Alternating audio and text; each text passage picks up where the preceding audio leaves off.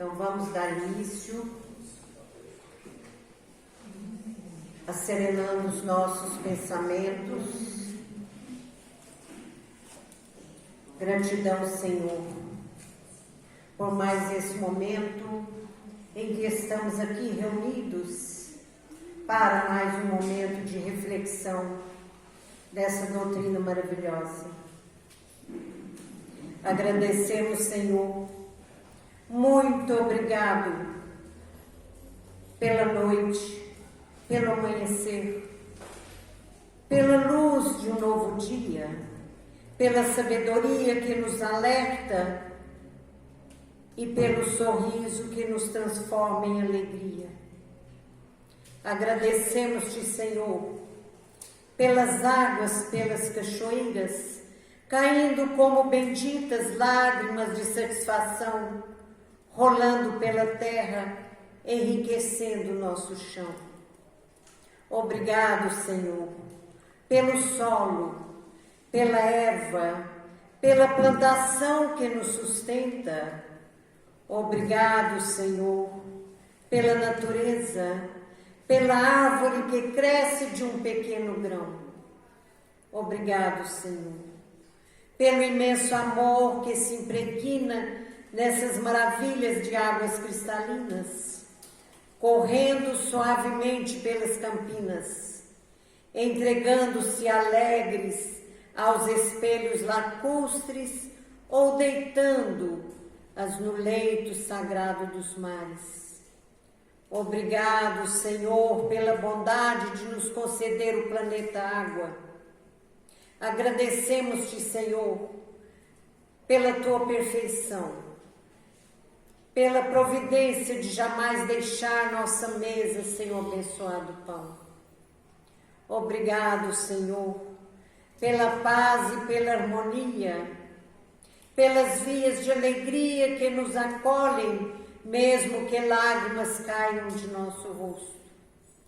Numa canção em forma de oração, elevemos-te, Senhor, o nosso amor, o mesmo que nos enviaste, o Cristo, exemplo maior ao nosso coração, pondo-nos a marchar ombro a ombro, lado a lado, como irmãos, rumando à perfeição.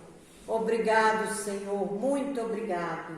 E nós rogamos também que ilumine a intuição da Yara para a mensagem dessa noite. Obrigado, Senhor, por todos os dias de nossa vida, pela saúde do corpo e da alma, pela paz, pela harmonia e pelo pão de cada dia. E nesse instante, nós damos início a mais um momento de reflexão. Obrigado, Senhor.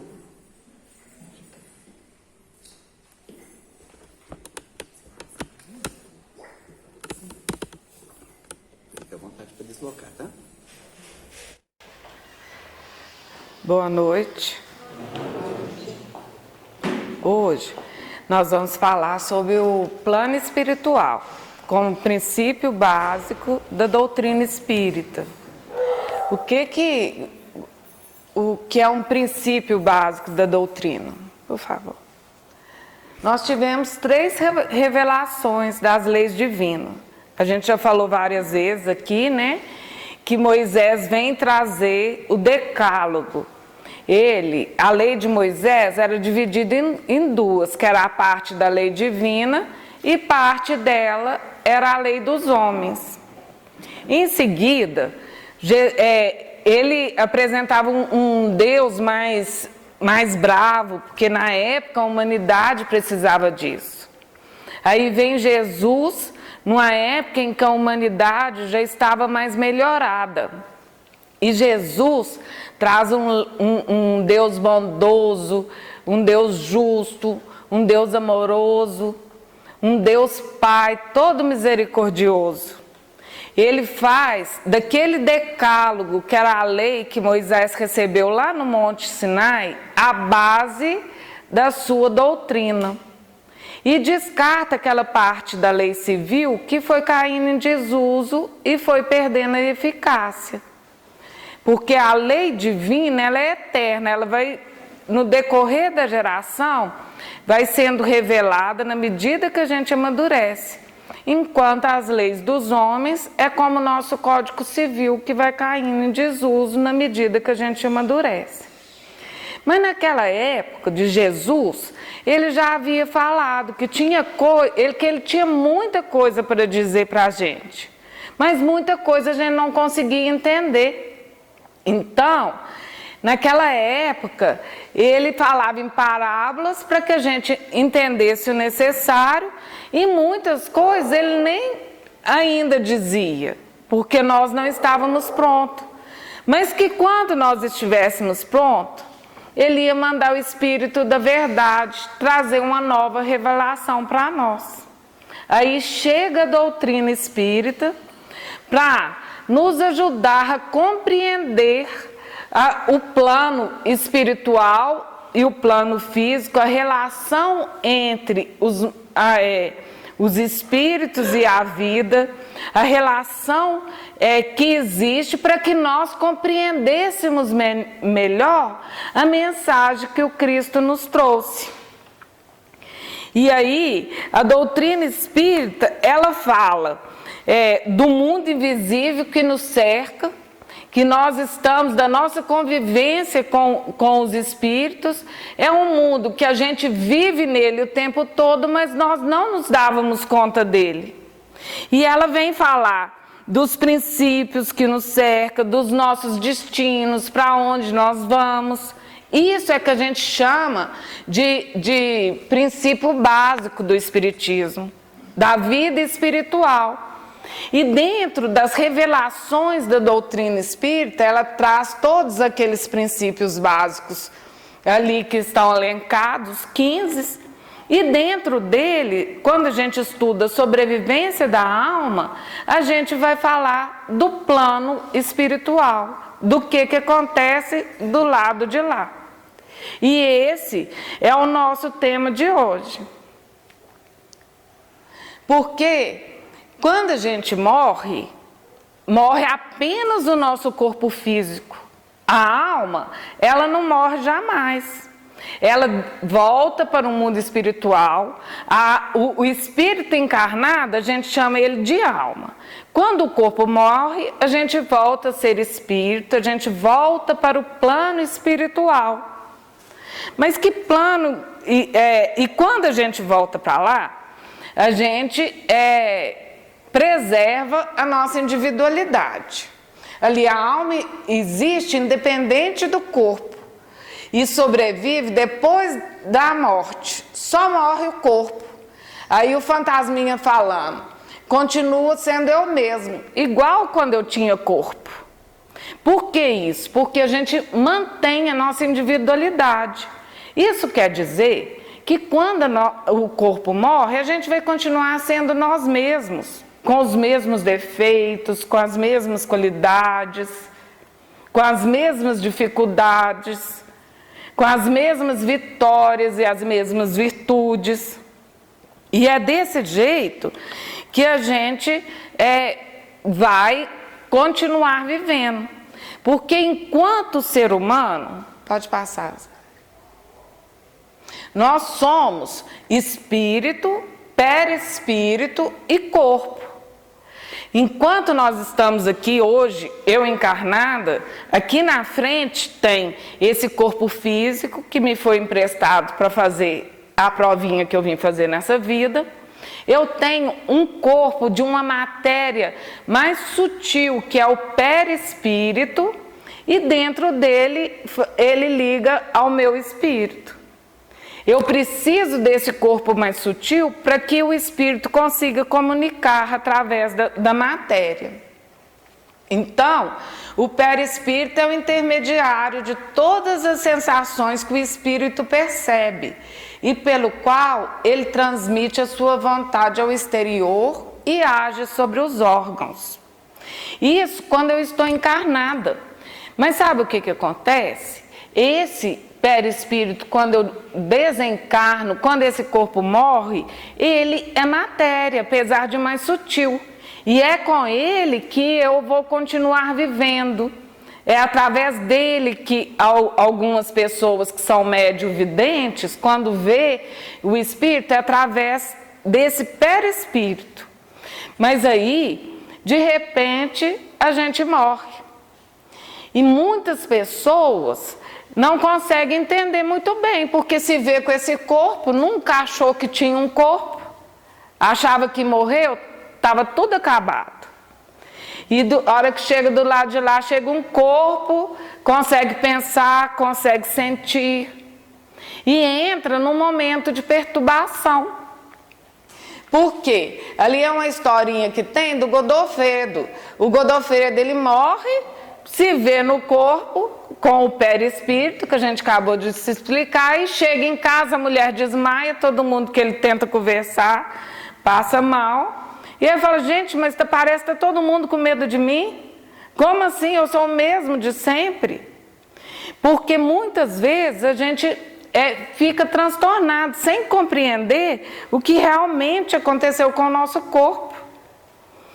Porque esse momento de perturbação, todos nós passamos logo após a nossa morte. Mas o que acontece durante esse momento de perturbação?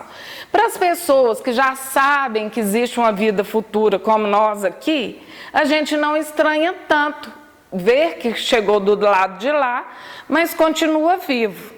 Então, esse período ele acontece mais rapidamente e a pessoa tem um homem de bem, que não é um homem tão materializado, que já entende o meio do espírito, tem esse momento de uma maneira mais calma e mais tranquila. Mas aqueles que ainda estão muito apegados à matéria, que não pensavam que existia um futuro, que pudesse, que a alma continuaria, é um momento muito difícil, de muita angústia, de muita ansiedade. E quanto mais materializado for, mais esse momento é perturbador.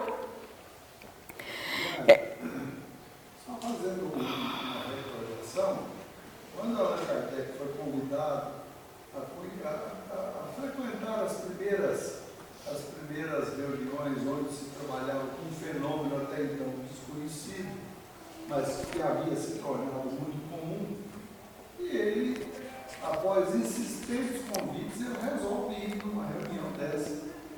Inclusive, Marcelo, você pode colocar no seu trabalho, ele vai na reunião na casa da senhorita Plananezon. E essas reuniões tinham se tornado muito comuns.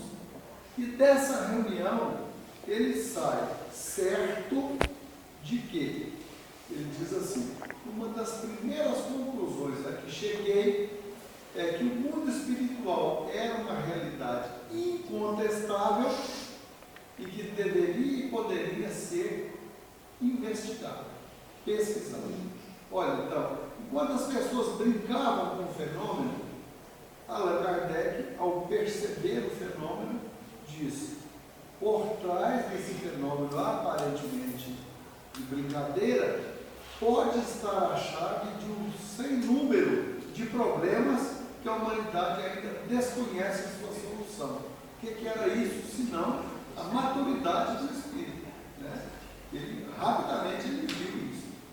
E quanto ao corpo espiritual, eu te pergunto aos presentes, se foi o Espiritismo que inventou ele. É para eu responder? Isso, também, quem quiser. Não foi. O Espiritismo, na verdade, ele não inventou nada. Como a gente falou, ele vem quando a humanidade já está mais maduro para compreender aquilo que Jesus já falava. Ele revelou, ele deu mais ênfase, mas a gente vê nas epístolas de Paulo, fala desse... Fala com tanta precisão como se a gente estivesse lendo um livro espírita. Exatamente. Dizem que os mortos ressuscitam, eles perguntam a Paulo. Se os mortos ressuscitam, com que corpo virão? A pergunta é essa. Exatamente. E ele responde assim, dando uma lição de perispírito, chamando de corpo espiritual. Pois é, e mesmo estando lá na Bíblia, o Espiritismo vindo, quando a gente chega e se depara com esse corpo espiritual, muitos de nós ficam muito assustados. E aí, muitos não compreendem que morreu, fica tentando se comunicar com os outros. Muitos que estão muito materializados e vê o seu patrimônio sendo dividido, fica ali tentando socorrer o patrimônio que tem. Há anos atrás tinha um senhorzinho que veio na reunião espírita aqui, na reunião mediúnica, ele continuou cuidando do gado dele, levando a vida dele normalmente. Porque era tal Obrigada. Era tal o apego ali que ele nem se deu conta que morreu. Yara, uma pergunta, mas você está falando que ele continuou cuidando do gado, não vem a espiritualidade socorrer um espírito assim que ele não sabe que morreu? Vem, e é por isso que nesse caso ele estava sendo conduzido à reunião mediúnica daqui, que é uma das características da reunião aqui, é auxiliar. Mas tem que ele querer, tem um momento adequado. Por isso a gente não fala tanto, assim, que é para a gente pedir auxílio do nosso espírito protetor. É a mesma coisa, a espiritualidade estava ali o tempo inteiro. Mas ele tem que chegar um momento dele, que é muito respeitado esse momento. Mas aí, a gente seguindo, do momento que a gente desencarna até na nossa próxima reencarnação, pode ser bastante rápido, como é nos mundos mais elevados, e pode durar milênios. Isso, ele vai depender muito do nosso planejamento, para o nosso adiantamento moral. Às vezes, algumas vezes é imposto a reencarnação. Mas o que acontece nesse período que a gente está do lado de lá, né? Alguns espíritos até pedem para prolongar, de tão bom que está do lado de lá. Porque a gente tem que lembrar que o natural é o plano espiritual. Aqui que é transitório, a gente vem aqui para dar só uma passagenzinha. Quem vem tem que voltar. Deixa eu te fazer uma pergunta. Então o livre-arbítrio, você vai ter o livre-arbítrio mesmo depois do desencarne? Sempre, você é o espírito. Esse corpo aqui é só para você passar uma provinha. A nossa vida, do momento que a gente nasce, todos nós somos simples e ignorantes até chegarmos à perfeição. E aqui no planeta Terra tem gente de todos os de evolução também. Só os muito adiantados que não, né? Veio só Jesus aqui. Mas assim, então, e nós temos o livre-arbítrio para decidir, para melhorar. Porque nós somos espíritos e estamos nesse corpo temporariamente. E só tipo de exemplo, nós vamos participar da reunião, que enriquece. O livro, o filme Ghost, do outro lado da vida, embora ele não seja uma obra espírita, ele dá uma dimensão muito próxima, muito verdadeira daquelas duas situações ali. Do homem de bem e de um homem que não era de bem. Né? Quando aquele jovem é assassinado, ele enfrenta um problema danado, mas o problema era dele com ele. As dificuldades eram o despreparo dele, né? o susto dele de ter perdido a vida física de um segundo para o outro. Então não tinha ninguém perseguindo ele, não tinha ninguém esperando por ele lá para cobrar o que quer que fosse. As dificuldades eram dele. Como você citou exemplos aí, que nós vamos ter dificuldades nossas, que nós levamos, se formos homens de bem. Mas o malfeitor que o assassinara, quando chega no mundo espiritual, a situação dele era bem diferente. Lá tinha um grupo esperando por ele, para os ajustes necessários, provocando ele um sofrimento e uma vingança enorme. Então, embora aquela obra não seja espírita, mas ela dá bem um retrato de como são distintas as situações dependendo da bagagem que a gente leva no mundo espiritual. Isso mesmo. Aquele livro aí do Pereira, Depois da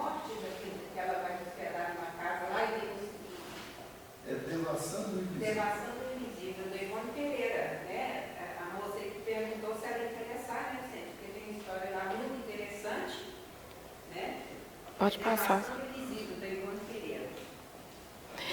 Então, aí a hora que passa esse momento de perturbação, qual que será nosso destino, né? Na maioria das religiões, nos diz que quem que procedeu bem vai para o céu e quem procedeu mal vai para o inferno. Mas não é assim. As nossas atitudes, como o Vicente muito bem falou, vão determinar o que tá do lado de lá.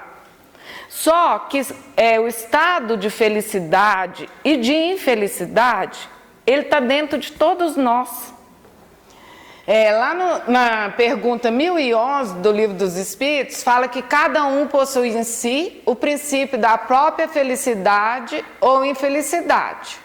Como eles, os espíritos, estão por toda parte, nenhum lugar é determinado ou fechado, se destina a uns ou aos outros. Então, aqui entre nós tem pessoas vivendo no verdadeiro céu, na sua paz, e no verdadeiro inferno. E Jesus, ele fala para nós que a casa do Pai há muitas moradas. Lá em João, no capítulo 14. Então, o que são essas moradas na casa do Pai? A gente sabe que vários planetas são habitados. A Terra hoje é um planeta de provas e expiações, mas a gente tem planetas em vários níveis espirituais. Mas quando ele fala isso, ele refere também à energia de cada espírito, de como vão se agregando, seja o estado venturoso ou o estado desgraçado daquele espírito, né? E conforme o espírito acha mais ou menos depurado ou desprendido, eles vão se aglomerando em determinadas esferas espirituais. E é desse plano espiritual, pode passar, que nós vamos falar. Mas aqui eu coloquei aquela imagem inicial, que é quando o plano espiritual ele se intercala com o plano físico. Porque aqui entre nós tem muitos espíritos desencarnados também. Como eu falei, muitos estão apegados a nós por afeição, como eu coloquei um vovô ali, que a gente vê muita criança que vê os avós, é muito comum essa cena no dia a dia. Tem também aqueles que são muito viciados nos diversos tipos de drogas e vêm para satisfazer a sua vontade. Tem, como o Vicente lembrou, aqueles que eram inimigo do malfeitor do filme Ghost, que vem recebê-lo. Então, a gente o tempo inteiro está ligado à espiritualidade. Só que lá no plano espiritual, que é o que a gente vai falar hoje, também existe algumas esferas. E aí eu coloquei ali algumas imagens, né? E existem vários livros que contam como são as cidades espirituais, mas existe uma coleção, pode passar ali, de 13 livros que foram escritos por o Valdo Vieira e o Francisco Can, o Chico Xavier, pelo espírito de André Luiz. E esses livros, eles vão nos contar como que é a vida no mundo espiritual. Dentro desses livros, no estudo sistematizado da doutrina espírita, que está até começando uma turma, tem um tomo que estuda o mundo espiritual. E o nosso estudo de hoje vai ser baseado mais nesse tomo para dar um direcionamento para a gente. Pronto, Salim.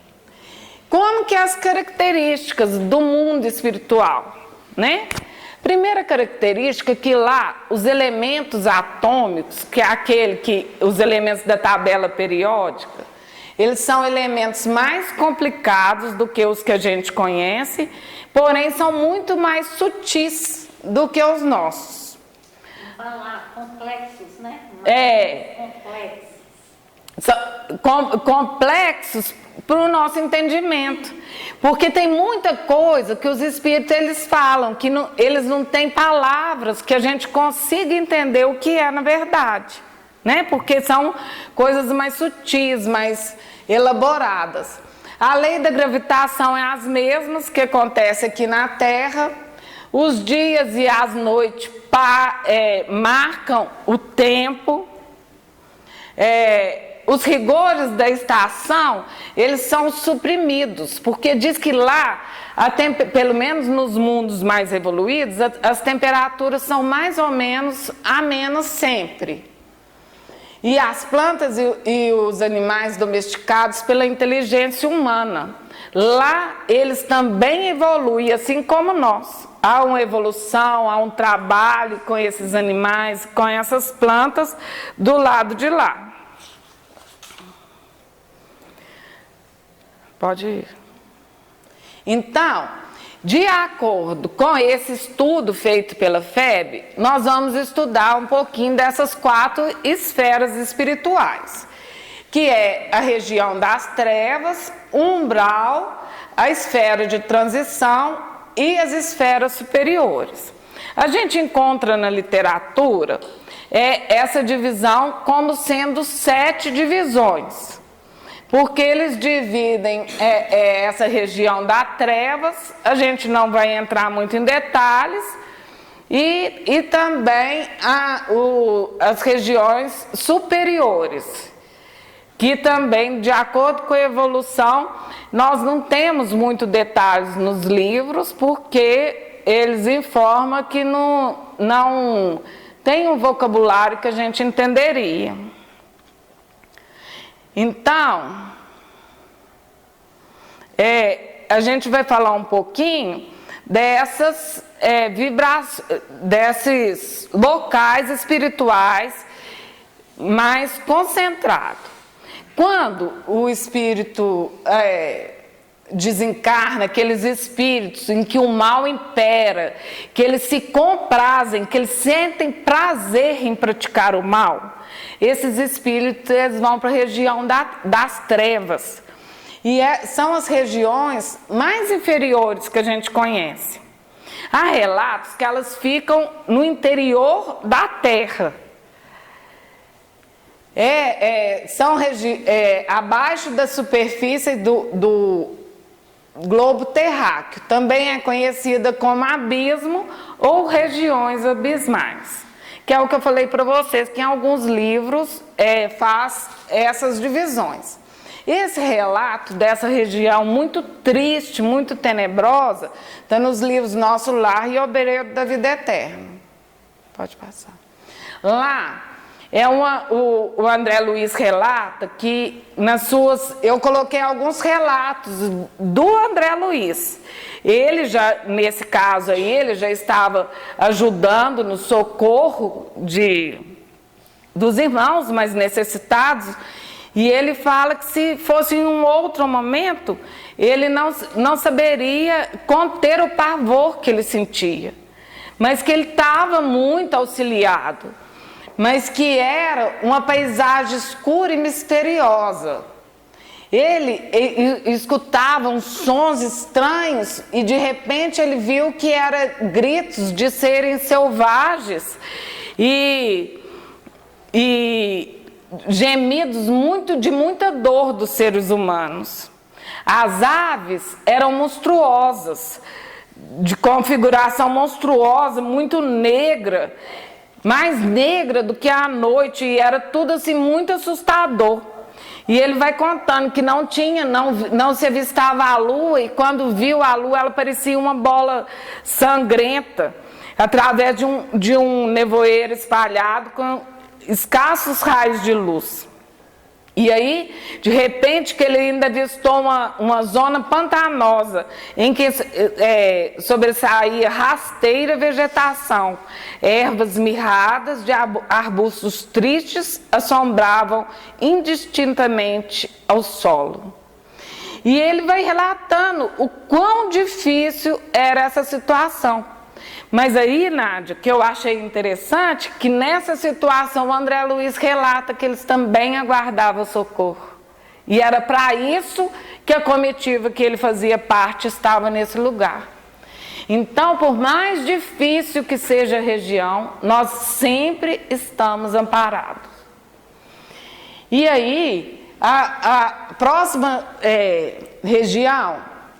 Não é que nós estamos sempre amparados. O socorro está à nossa disposição. E às vezes a gente retarda isso por 50, por 100, por 500 anos. Não que ele não estivesse lá. Nós retardamos o processo da ajuda. O uso do livre-arbítrio. Exatamente. Mas se o espírito não pedir socorro, porque não tem consciência do que está acontecendo, será que nunca vem?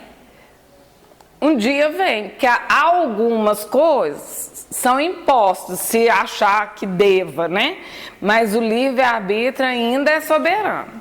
Fala assim que algumas vezes pode ser imposto mesmo essa ajuda, porque sempre está monitorando. A mãe do André Luiz mesmo visitava ele durante 8 anos. Mas esse pedido também de socorro não pode ser até às vezes uma hora que a pessoa só não pensar no Deus, um acordo assim. É um despertar, eu acho que é um despertar. Ele fala, só de pensar em Deus, fala, tem que existir. É. Se uma ajuda, acho que nem precisa ser muito complexo esse pedido, né? Não é não. Qualquer lampejo de mudança, qualquer lampejo de mudança, ele vai ser visto como... E isso normalmente é provocado pela dor, pelo cansaço, pela desilusão. E no momento que o Espírito dá um lampejo qualquer, a ajuda chega. E na maioria, nessa zona abismal, é mais difícil, nas zonas das trevas, porque e os livros nem detalham muito sobre elas, porque até na passagem é muito difícil. Mas esses espíritos, mais ou menos igual a gente assim, aqui da Terra, geralmente é um umbral. E no umbral vai ser uma região destinada ao esgotamento de resíduos mentais. É uma espécie de zona purgatorial, onde se queima a prestação, um material deteriorado das ilusões que a criatura adquiriu por atacado, menosprezando o sublime ensejo de uma existência terrestre. Eu sempre achei que o umbral e zona das trevas fosse a mesma coisa. Não. O umbral é isso que você falou, a gente fica lá por um tempo para a gente lapidar aquilo que a gente não cultivou. Porque estarmos aqui é um presente muito grande que Jesus nos proporcionou, de muito aprendizado, mas muitas vezes a gente desperdiça essa oportunidade. E aí a gente tem a chance de ir para o umbral para lapidar isso na gente, e aí quando dá esse toquezinho que você falou, ele está no momento de eu seguir em frente para a minha caminhada evolutiva. Não esquecer nem aqui, o umbral também está dentro da gente também, né? Fala que ali no umbral, ele concentra-se aí tudo que não tem finalidade na vida superior. Então você está ali para você despojar daquilo que você não vai precisar na vida que você vai seguir em frente. E é interessante que há relatos que para cada um de nós, eu falando como se todos fossem para o umbral, né? Mas assim, cada um daqueles que estão lá vai imaginar o umbral de uma maneira diferente. Porque aquele lugar, ele vai de acordo com a sua energia, de acordo com aquilo que você precisa. De acordo com a sua sintonia. De acordo com a sintonia, com a sintonia que você vai criar, né? Então, assim, conta-se casos que há pessoas que passam por lá rapidinho, toma consciência e segue em frente, outros nem precisam de passar, e há aqueles que duram durante longos anos lá. E aí eu coloquei aqui, eu poderia colocar o relato de como era o umbral, mas devido a essa observação de que para cada um eu coloquei alguns trechinhos do André Luiz falando como ele sentia quando ele estava lá. Ele fala: cabelos eriçados, coração alçado, um medo terrível tomava conta dele. Ele falava que gritava como louco. Implorei piedade, clamei contra o doloroso desânimo que me subjugava o espírito. Então ele fala que ele foi desesperando, ele não entendia por que ele estava ali. Ele via que havia gargalhada sinistra, que era daqueles companheiros que por ali passavam, tinha formas diabólicas, rostos alvares.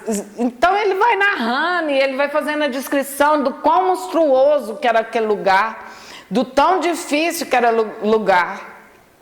E ele falava que o tempo inteiro ele sentiu o assédio das forças incessantes, das forças perversas.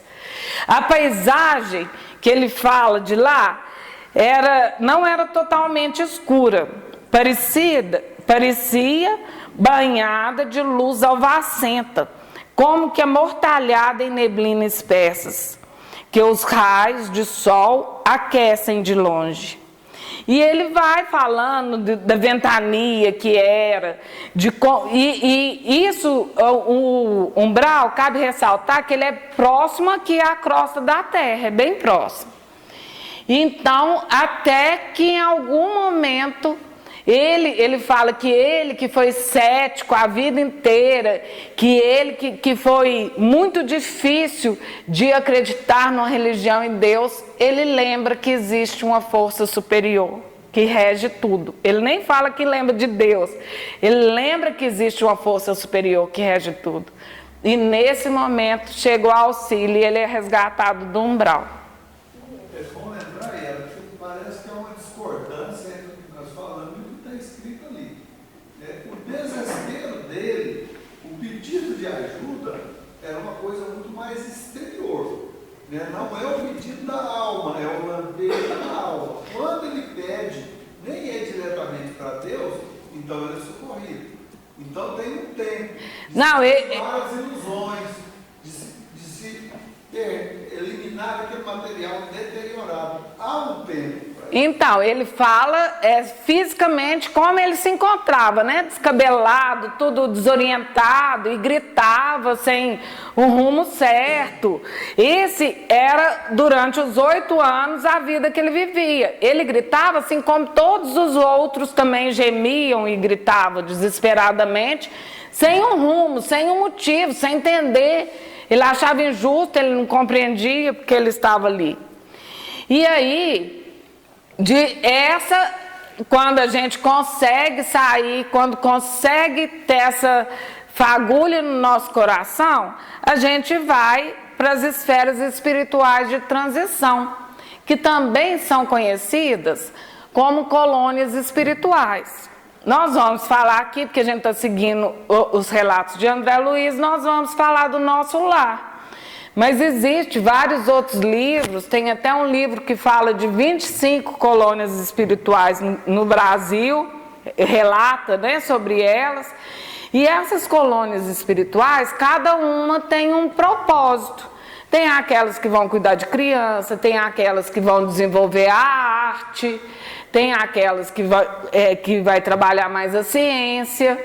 Então, cada uma tem uma dinâmica, porque as coisas acontecem primeiro do lado de lá, toda a tecnologia, tanto é que a gente vê nessas coleções várias coisas que já existia lá há bastante tempo, né? Antes de a gente ver implementar aqui. Inclusive o Data Show lá tinha relato naquela época que o Chico psicografou de tela. E lá já se falava. Não, Celinho, pode voltar ainda. Então, essas esferas, elas estão situadas pouco acima do umbral, abaixo das regiões superiores. Então, se fosse uma escala, né, a gente estaria como se estivesse subindo. Há livros que colocam assim, como se a Terra estivesse no meio e que se fossem várias camadas. Nela ainda existe sofrimento, porque nós somos espíritos de um planeta de provas e expiações. Então, a cidade, as zonas de transição ou as cidades espirituais são compostas por nossos espíritos. Só que quem que já está lá naquele lugar já tem uma evolução mediana e é mais esclarecido. Então é tudo muito organizado lá. E a hierarquia, ela é baseada na autoridade moral. E é feita a administração é feita por um governador. Então, aquele que é moralmente mais elevado, ele é uma autoridade na medida que você eleva espiritualmente, porque a função de estar lá é melhorar enquanto pessoa. E algumas características de lá, nesse caso do nosso lar, até pôs uma fotinha ali do filme, né? Fala que a natureza é de belezas e harmonias inexistentes nos planos inferiores. Possui várias avenidas com árvores frondosas. O ar aí é puro e a atmosfera é de profunda tranquilidade espiritual. Não há inércia e nem ociosidade, porque todos que lá estão têm um propósito na vida, todos exercem uma atividade determinada. Aí, a colônia Nosso Lar, especificamente, só para a gente saber como que funciona, ela é de trabalho e realização. Ela é dividida em 6 ministérios, né, que são o Ministério da Governadoria Central, o Ministério do Esclarecimento, União Divina, Elevação, Auxílio, Regeneração e Comunicação. Eles são orientados, cada qual por 12 ministros. E os ministérios da União Divina e da Elevação, eles são mais próximos às esferas superiores, enquanto os demais são mais próximos das esferas inferiores. Pode passar. E aí, nessas colônias do Nosso Lar, nas colônias espirituais, a gente tem muitos relatos, tem livro da vida lá, a gente sabe do André Luiz, tudo lá é muito organizadinho, tudo tem um processamento, diz que a música é maravilhosa, que é uma música, o André relata, que enche os ouvidos, que dá aquela paz de espírito. E assim como ele, existe vários outros relatos, outros livros, que não dele, né? Mas do Lúcio também, que vem falando. E tem também as esferas superiores. Só que nas esferas superiores não tem muito relato, porque não se tem vocabulário para descrever a beleza que é. Eles falam que não conseguem explicar para a gente, naquilo que a gente entende de beleza, no que seria. São considerados, na nossa linguagem, verdadeiros paraísos. E exprime diferentes graus de purificação e felicidade. Então, apesar de ser espíritos superiores, na medida que eles vão melhorando, a beleza vai aumentando. E o André Luiz é levado lá somente em sonho, para encontrar com a mãe dele. Ele é levado numa dessas esferas. Superior? A mãe dele já está numa esfera, porque ele foi para o nosso lar, superior ao nosso lar, né? Não se fala em qual, porque são várias divisões. E ele fala assim que a sensação de leveza invadiram minha alma toda. Tive a impressão de ser arrebatada em um pequenino barco, rumando a regiões desconhecidas. Aí ele fala que não sabia onde que era, mas que um homem silencioso que ia ao leme, né? E aí ele fala que não, nem sabe definir tanta beleza que ele via no caminho. E ele foi deixando se conduzir, extasiado pela natureza, com aquela magnificência da paisagem. E aí, decorrido alguns minutos, ele parou em frente a um porto maravilhoso e escutou a mãe dele falando. Aí ele fala que saiu e foi conduzido por um prodigioso bosque, onde as flores eram dotadas de singular propriedade, a de reter a luz, revelando a festa permanente do perfume da cor. Tapetes dourados e luminosos estendiam-se dessa maneira sob grandes árvores sussurrantes ao vento. Minhas impressões de felicidade e paz eram inexcedíveis. E aí fala que não se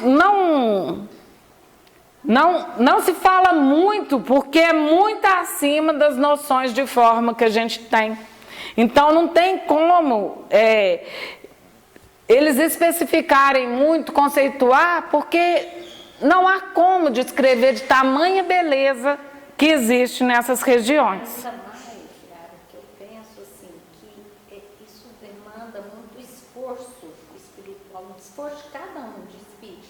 Aqui nós, por exemplo, para a gente fazer com que algo fica bonito, fica perfeito, você vê que é difícil. Você planta um jardim, para que ele fique bonito tem que ter muita dedicação, tem que ter muito trabalho, muito esforço, muito empenho, muito cuidado, muito trato.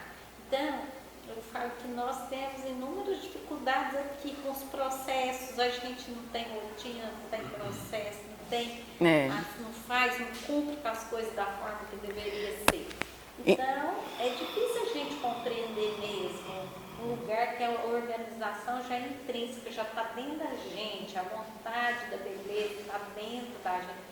E aqui a gente quer a lei do menor esforço, né? Então, e a gente sabe que no processo evolutivo nós vamos nos tornando cada vez pessoas mais esforçadas, mais determinadas, melhores, querendo fazer mais perfeito. E aí fica difícil o nosso entendimento mesmo por isso, porque a gente ainda não quer muito esforço, né? E a gente vive realmente na lei do menor esforço. E o que eu compreendo que tudo isso vem acrescentar para a nossa vida. Porque como a gente falou lá no começo, Moisés trouxe a lei divina através do decálogo, Jesus vem trazer a lei do amor, mas fala que a gente ainda não estava pronto para compreender a imensidão da lei do amor. Ele fala que a lei do amor é amar a Deus sobre todas as coisas e ao próximo como a si mesmo. E a gente sabe que a gente foi criado por Ele para ser feliz, para que nós pudéssemos chegar à perfeição. E quando nós chegarmos à perfeição, a gente vai conseguir entender cada detalhe desse mundo maravilhoso das esferas superiores. É do outro ainda, Zé Alice. Deixa eu te falar, voltando lá na frente, quando descreve ali que o André Luiz, né, passa naquela região de sofrimento, é bom a gente lembrar que ele, André Luiz, Jerônimo e Vicente, eles estavam numa missão aqui na Terra. Eles pararam ali naquele posto de socorro, né, que era a casa transitória da irmã Zenóbia, e aquilo era um trabalho que ela ia fazer de resgate de um irmão. Então eles foram, ele descreve esse caminho aí que passou, né, que eles passaram por ali, onde ele ouviu aqueles gritos, aqueles gemidos e tudo, obreiros da lei eterna. Esse é porque a ideia nossa hoje é passar por as esferas que nós já passamos e aquelas em que nós iremos um dia ainda. Mas, como eu falei, voltando na revelação, aí Jesus traz a lei do amor e vem o Espiritismo. O Espiritismo vem trazer toda essa noção da gente, no meu entendimento, para que a gente pudesse compreender a importância de vivenciar aquilo que o Cristo nos ensinou. Porque como a Abel falou, à medida que nós esforcemos para compreender e vivenciar a lei do amor como Cristo vivenciou, mais fácil será o nosso entendimento nesse momento de transição do lado de lá.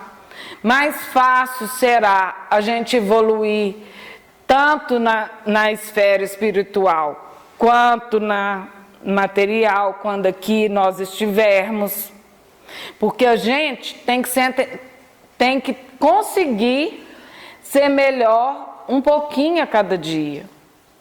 Porque a gente está no caminho dessas esferas resplandecentes. Eu fico imaginando, às vezes, assim, para a gente ter um lugarzinho no nosso lar, ou a reforma aí de uma lutazinha que tem que ser, né? Esfera superior mendigo. Mas pelo menos o nosso lar já isso é bom demais. Mas precisa de uma lutinha. Mas é que você foi criada, foi para ir para a esfera resplandecente. E aí, o tempo da sua caminhada é que eu acho que é o esforço. Porque a gente tem que abreviar essa caminhada. E Jesus, ele peleja o tempo inteiro, ele manda a mensagem para Moisés lá no Monte Sinai, o provérbio embrutecido, não mata não, não rouba não, falou tintim por tintim, quando já dava para entender mais ou menos, ama seu inimigo, ama seu amigo, ama seu próximo, vocês são irmãos, está todo mundo no barco só. Você não conseguiu entender, não? Então vou te explicar. Existe, além daqui, que aqui você está só para passar um tempinho para você melhorar, do lado de lá tem muita coisa, mas eu quero que você chegue lá no mundo resplandecente. E eu não dou conta nem de te explicar, porque você ainda não tem capacidade para entender. Mas você já tem capacidade para entender que você tem que melhorar para você chegar lá no nosso lar ou em qualquer uma das outras colônias espirituais e crescer para cada dia estar um pouquinho mais perto, né? E lá no nosso lar ou em qualquer outra colônia tem um departamento que a gente já falou aqui, mas eu achei que foi importante no finzinho da reunião a gente lembrar que tem o departamento da reencarnação. Porque é lá do lado de lá no plano espiritual, que é planejado. E eles vão planejar, vai estudar tintim por tintim, qual que é o melhor corpo para a gente vir, para a gente evoluir, qual o melhor lugar, qual a melhor mãe, qual o melhor pai. E tudo que nós estamos vivendo foi muito bem estudado para o nosso crescimento. E a fila para reencarnação é muito grande. Aquela fila, vou virar isso aqui. Pois é, uma oportunidade. Já que eu fico falando, às vezes é tanta necessidade. E aí o planejamento fala, não, é quem te der oportunidade. Exatamente, mas aí você veio com a lei da atração. Então aquilo que está incomodando demais é aquilo que a gente tem que trabalhar.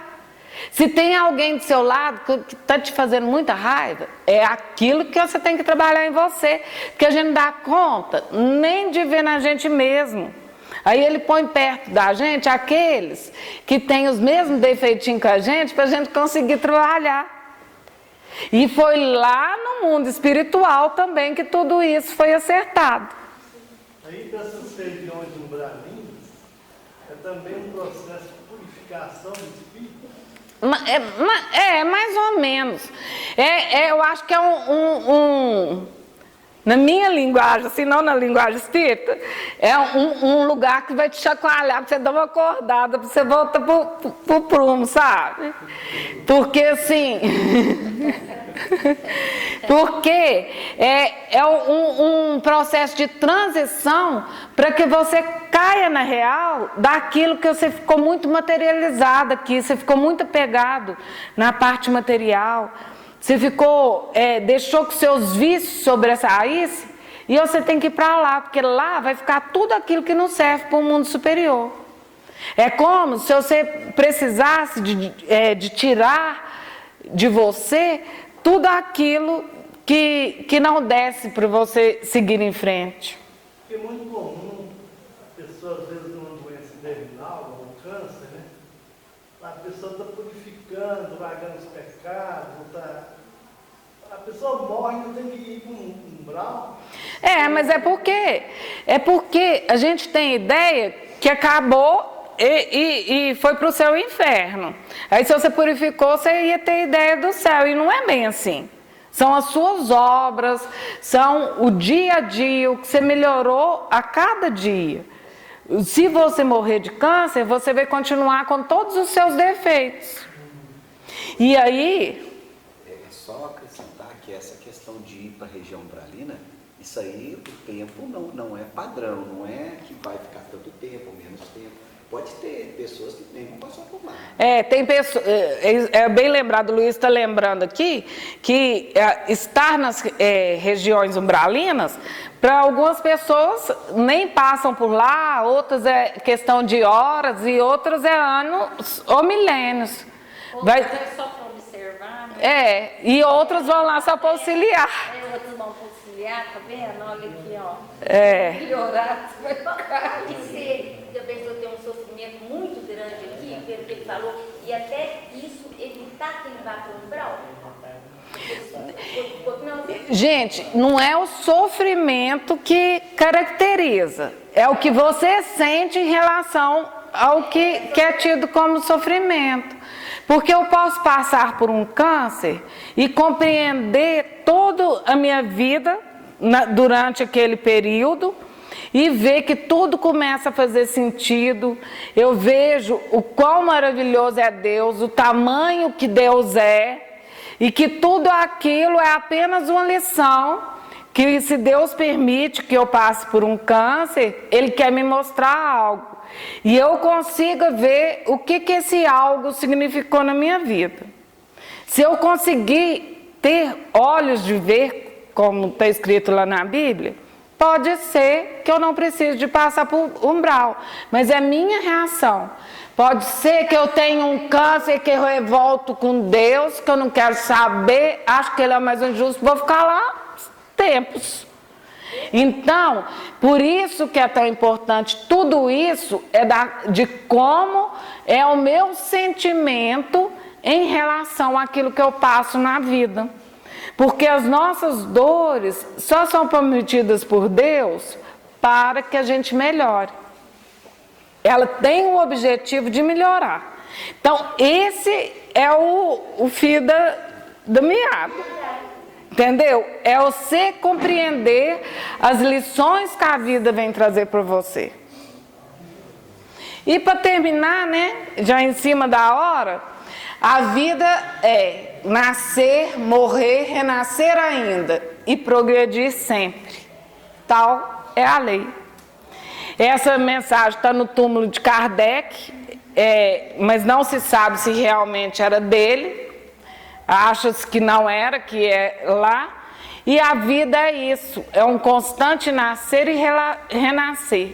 Mas onde a gente esteja, ou no mundo corporal, ou no espiritual, o objetivo é progredir sempre.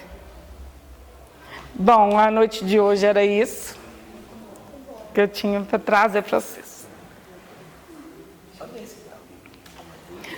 Alguém que tem alguma dúvida, algum comentário?